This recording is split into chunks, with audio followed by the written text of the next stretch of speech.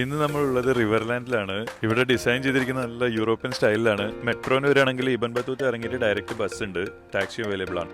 ഇതിൻ്റെ അകത്ത് മെയിനായിട്ട് 4 സ്ഥലങ്ങളാണ് ഉള്ളത്: Legoland, motion gate, real Madrid world, പിന്നെ ബോർഡ് വാക്ക്. ഒരു ഫുൾ ഡേ സ്പെൻഡ് ചെയ്യാൻ പറ്റിയ സ്ഥലമാണ്. ഇനി സീനറി.